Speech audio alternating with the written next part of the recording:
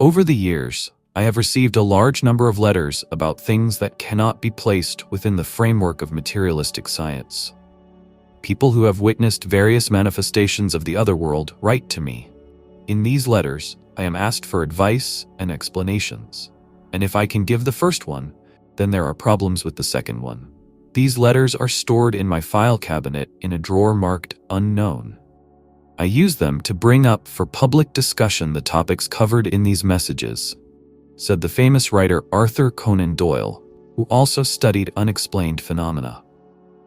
For most of our viewers, the British novelist is the creator of numerous detective stories, the main character of which is the brilliant detective Sherlock Holmes.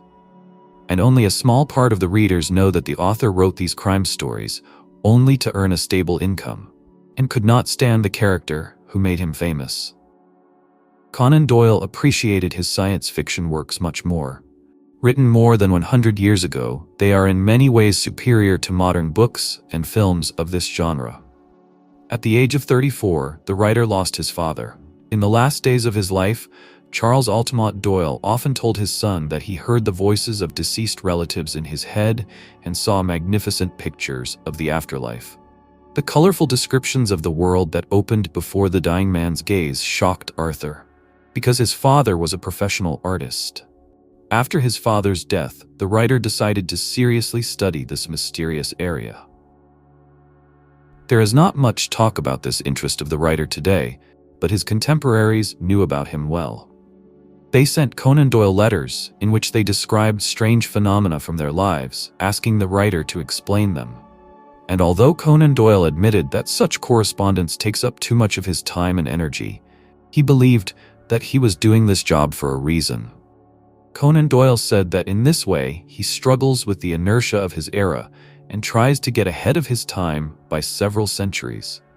According to Conan Doyle, many of the letters he received contained descriptions of encounters with the manifestations of the other world. The writer believed that materialists would never admit the truth of such stories. But according to Conan Doyle himself, there can be only two explanations for these stories.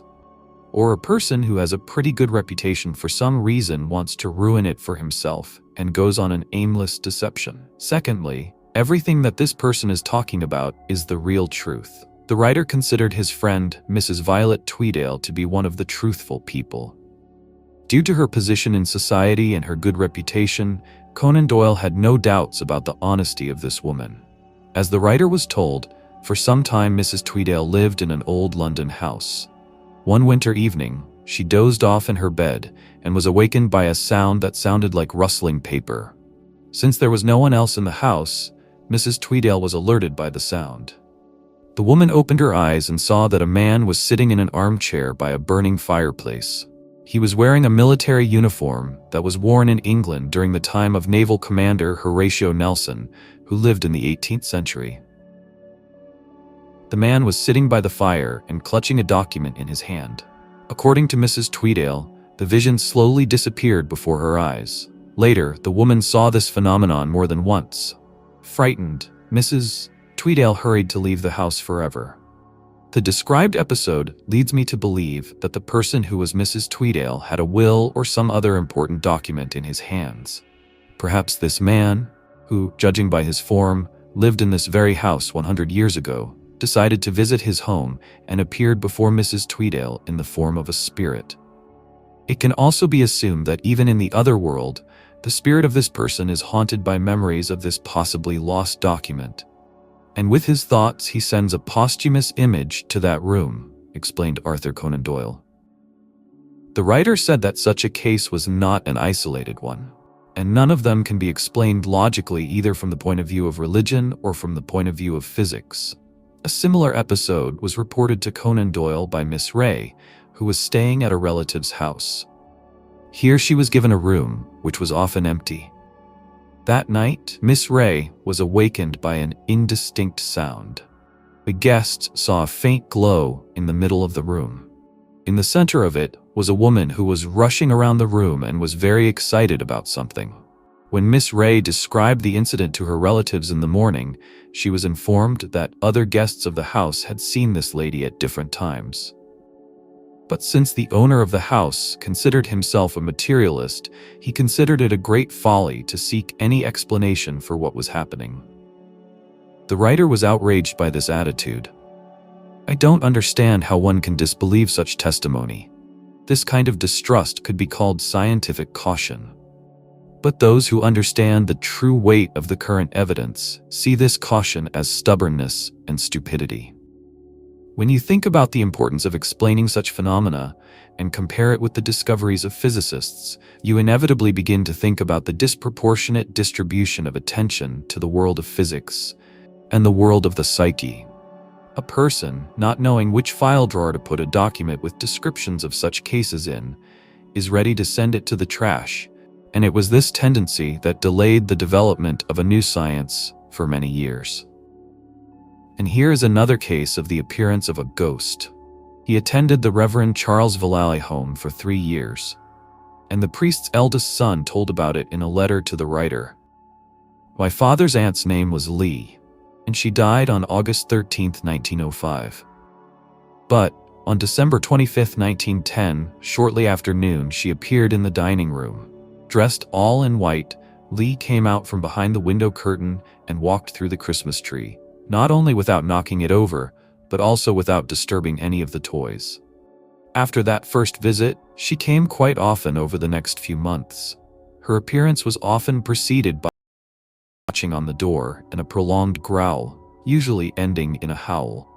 Then there was the source of the sounds, the aunt's short-hair terrier, which accompanied the hostess when she paid visits from the other world.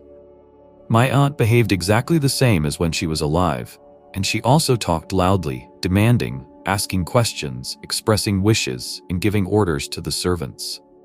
The ghostly guest was seen and heard by all members of our family: myself, my brother and sister, our parents, and both maids. Among the expressed wishes was to have her name stamped on the family crypt. It was, of course, fulfilled. My aunt's dog also behaved the same way as when she was alive. Once she even jumped on her mother when she was climbing the stairs with a lamp in her hand. At the same time, the lamp fell, the glass broke, and the wall was sprayed with kerosene. Mom was shocked and scared by such an act of the ghost. Another time, in front of the mother and the maid, the dog jumped up to the dinner gong and hit it with his paw. The last time we saw and heard from my aunt was on February 9, 1913. Suddenly appearing, tall and all in white, with a determined face, she took out of her mother's hands a small long-handled mirror that had belonged to her during her lifetime, saying, "I need it, it's mine." And she walked away majestically. We hope that forever. Arthur Conan Doyle also submitted letters containing stories of a different kind for public discussion. The writer considered these stories to be more unusual compared to the cases described above. They contain evidence that indicates that a person's soul can leave the body for a while and then return to it. As an example, I want to give a very unusual letter. It was written by a woman who lives in Chicago. She wrote to me that last year she was between life and death. Although the doctors told her that she was unconscious at that moment, she is sure that she still heard music, unlike earthly music in its beauty, and saw the faces of dear people who were no longer alive. Conan Doyle quoted such facts. The woman who wrote this letter called her visions the most real and amazing dream she had ever seen. When she regained consciousness, she told the doctors with a smile that if it was death, then she was no longer afraid of the thought of the last day of her life. This woman asked Conan Doyle if these hallucinations could be visions of her soul, which had temporarily separated from her body. Conan Doyle said that he always tried to find time to respond to all such letters.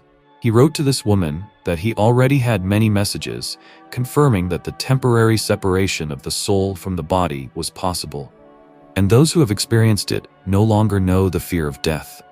In his reply, Conan Doyle told a similar story.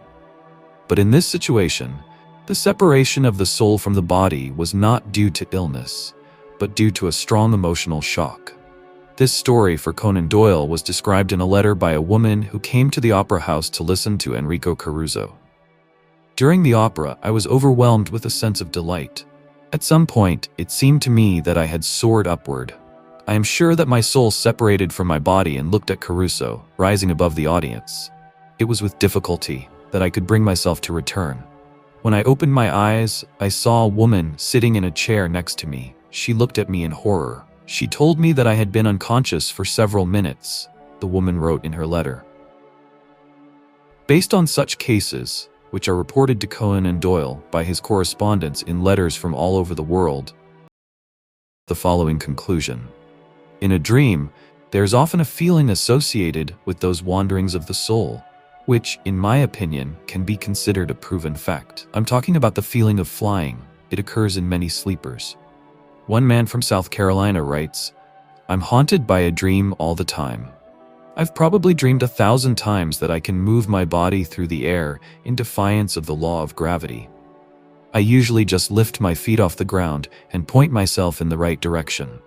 Sometimes I feel like I'm trying to draw other people's attention to my actions, but I can't. If they see me, they don't show it in any way and don't want to communicate with me." Conan Doyle said that he had no reason not to believe the stories described. The writer tried to find a logical explanation for them. He argued that such visions represent the wanderings of the human etheric body, which can sometimes be seen. Conan Doyle suggested that if someone from the audience who came to listen to Caruso that evening would have looked up, they might have been able to see something similar to what we call a ghost. And if the etheric body of a person from South Carolina could not return after traveling for some reason, doctors would record that the death of this person occurred during sleep. In some letters with similar content, I am informed that sleeping people dream of lands of extraordinary beauty. Many of them consider these paintings to be an invisible world where etheric bodies live. For a sleeper, the places they see are as real as those on Earth. No less real to them are the people they meet during these wanderings. Personally, I have no doubt that such cases are associated with visions of another world where the soul is transported during sleep, Conan Doyle concluded. What happens to souls who have not returned to the body after a short absence? Studying such mental phenomena, the writer came to the conclusion that if a person's thought and spirit can temporarily separate from the body during earthly life, then they can exist on their own when the physical body ceases to exist. What happens to the human spirit when it separates from the grosser matter? The writer formed his own idea of this by communicating with famous mediums. Few fans of Conan Doyle's writing talent know that he was a member of the Society for Psychic Research and participated in telepathy sessions. Through mediums, the writer, who had become famous by that time, tried to contact his son and brother, who died in the First World War. And now here is an excerpt from Conan Doyle's book, Lessons of Life, which contains articles and notes written shortly before the writer's death. Our mental body there is an exact copy of our earthly one at its most beautiful time. That is, the young are getting older, and the old are getting younger, and everyone is thus in their prime. There is no physical pain in their world. They dress up in clothes and eat food. They do not sleep, although they say that from time to time they sink into a semi-conscious state. They have an incredible memory, and they know more there than they did when they were alive. This mental body hovers near its deceased physical body, aware of itself and the people around it. It is at this moment that the soul is closest to matter than ever before. Therefore, at these moments, the thoughts of the spiritual body can be perceived by the living person to whom they are directed. However, such cases are extremely rare, as the deceased is too impressed by his new condition to think about someone else. The departed soul begins to realize that there are other familiar faces next to living people who were dear to her, but have already died. Accompanied by deceased loved ones, the spirit rushes through all material obstacles towards its new life. Those who have left, whose messages we have received through mediums, say that they are extremely happy there and do not want to return. They are among close people now. In that world, they engage in those activities that are closer to them in spirit. Arthur Conan Doyle became so interested in exploring another world that he completely got rid of the fear of death. In the spring of 1930, at the age of 71, the writer called his wife Jean to his office and, carefully closing the doors, solemnly announced that he was going to tell her the most important news. I have learned that I will leave this life on July 7. I received this information from the spirits of the underworld. Please make all the necessary arrangements. After that, the writer handed his wife an envelope and asked her to open it only after his death. At the end of June, Conan Doyle had his first heart attack. A day later, ignoring the pain in his heart, he delivered a farewell lecture in front of a huge crowd of fans in London's Queen's Hall. On the night of July 7th, neither he nor Jean slept a wink. They talked about something for a long time, then just sat holding hands. Conan Doyle was very pale, but cheerful and absolutely calm. At 7 a.m., he asked Jean to open all the windows. Half an hour later, he had another heart attack. Arthur Conan Doyle died on July 7, 1930, surrounded by his family. His last words before his death were addressed to his wife. He whispered, "You're wonderful." And his last message said, "I have defeated you, gentlemen of the unbelievers. I know for sure that there is no death. See you soon." Dear friends, thank you for watching my video to the end. If you liked it, please like it, and don't forget to subscribe to the channel. It's very important. Thank you, and have a nice day.